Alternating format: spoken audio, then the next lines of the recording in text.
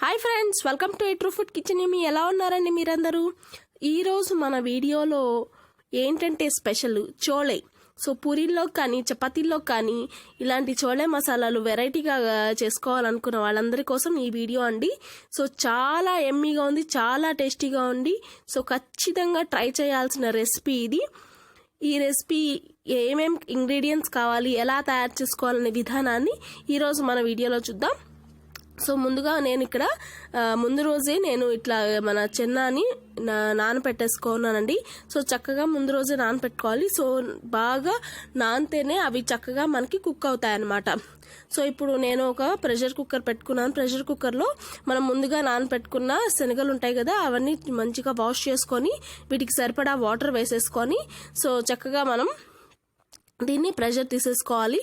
So లో ఫ్లేమ్లో మనకి కనీసం 5 to 6 విజిల్స్ అన్నా వస్తేనే చక్కగా బాగుంటుందండి. సో లేకపోతే అంత చక్కగా మనకి కుక్ అవ్వదు అనమాట. సో మంచిగా మనం బేసిక్గా మనం తెలుసుకోవాల్సిన పాయింట్ ఏంటంటే ఇక్కడ సో మనకి మన ఈ చెన్నా అన్ని చక్కగా కుక్ అవ్వాలి. సో చక్కగా కుక్ అయితేనే చాలా బాగుంటాయి, లేకపోతే అంత సరిగ్గా ఉండవు. సో మనకి ఇంకా చక్కగా కుక్ అవ్వడానికి కొద్దిగా ఆయిల్ వేసేసానండి. ఆయిల్ వేసుకొని చక్కగా మనం ప్రెషర్ తీసుకుంటే సరిపోతుంది.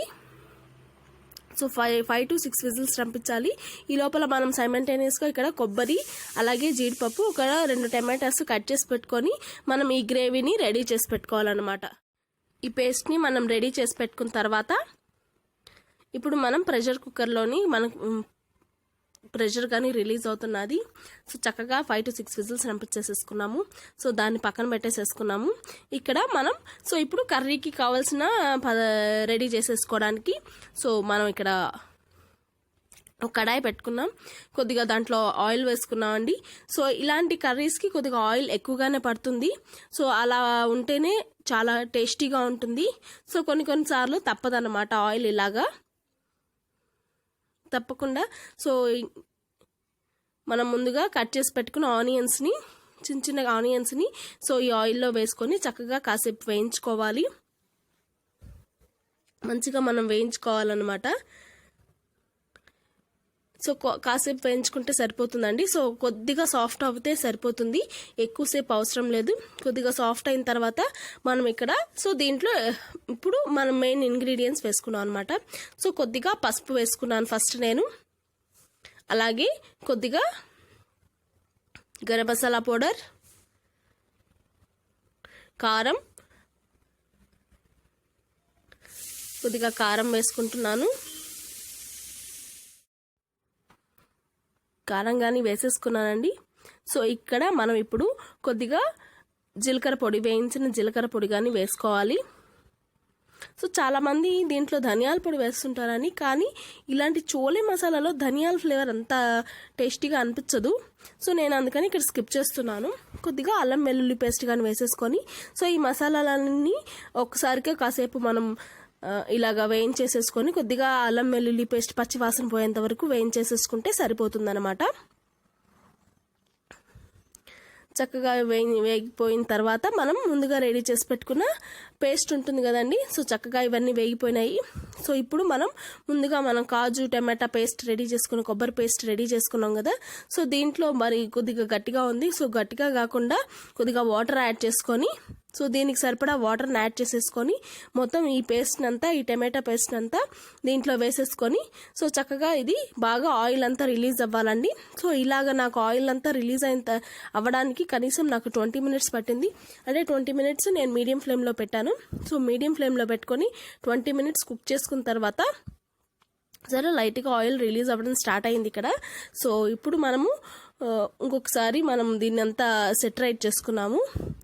సో గరిటతో మనం మొత్తం ఒకసారికి సెటరైట్ చేసేసుకొని ఈ గ్రేవీని అంతటిని సో కొద్దిగా ఉప్పు అవన్నీ సరిపోయినాయా లేదా అనేవి మసాలా సరిపోయిందా లేదా ఏంటి అనేది చెక్ చేసుకోవాలండి. సో ఇప్పుడు మనము చెక్ చేసుకున్న తర్వాత సో ముందుగా మనం ఈ చెన్నా ఉంది కదా, చెన్నా కాబూలీ శనగలు ఉంటాయి కదండి. సో వాటిని మనం ఇక్కడ కుక్ అయిపోయినాయి పర్ఫెక్ట్గా. సో ఫస్ట్ మనం గుర్తుంచుకోవాల్సింది ఏంటంటే మనం చేత్తో ఇట్లా చిదపగానే సో మెత్తగా అయిపోవాలండి. సో అంత నీట్గా మనకి కుక్ అవ్వాలి. సో కుక్ అవ్వకపోతే అది బాగుండదు అనమాట. సో ఇప్పుడు మనం వేసేసుకున్నామా అవి కానీ. సో దీనికి సరిపడా సాల్ట్ కానీ వేసేసుకుంటున్నాను. సో సాల్ట్ అయితే కొద్దిగా చూసుకొని వేసుకోండి, ఎందుకంటే మరీ సాల్టీగా అయిపోతే తినడం కష్టం అవుతుంది. కొద్దిగా తక్కువగా కలుపుకోవచ్చు కదా. సో ఇదంతా మంచిగా దగ్గర పడాలండి. సో మంచిగా దగ్గర పడేంత వరకు మళ్ళీ కాసేపు ఒక 15 మినిట్స్ సేపు మీడియం ఫ్లేమ్లో పెట్టుకొని కుక్ చేసుకొని సో ఇక్కడ నేను కొత్తిమీర కానీ యాడ్ చేసేసుకుంటున్నాను. అంతే, చాలా సింపుల్, ఎంతో సింపుల్ అండ్ టేస్టీ రెసిపీని ఈరోజు మన వీడియోలో చూసాం కదా. సో నాకు చాలా హ్యాపీగా ఉంది మీకు మంచి రెసిపీని అందజేసినందుకు. సో మీరు కానీ నచ్చితే లైక్ చేయండి, షేర్ చేయండి, అలాగే సబ్స్క్రైబ్ చేసుకోవడం మాత్రం మర్చిపోవద్దు. కొత్తగా ఎవరైనా చూస్తుంటే మాత్రం తప్పకుండా నా ఛానల్ని సబ్స్క్రైబ్ చేసుకోండి. అలాగే పక్కనున్న బెల్ ఐకాన్ కానీ క్లిక్ చేశారంటే నేను చేసే ప్రతి వీడియో నోటిఫికేషన్ మీకు వచ్చేస్తుంది. సో ఇంకొక మంచి వీడియోతో నేను మీ ముందుకు వచ్చేస్తాను. నచ్చిందా వీడియో మీకు? నచ్చితే like, share, subscribe. Thanks for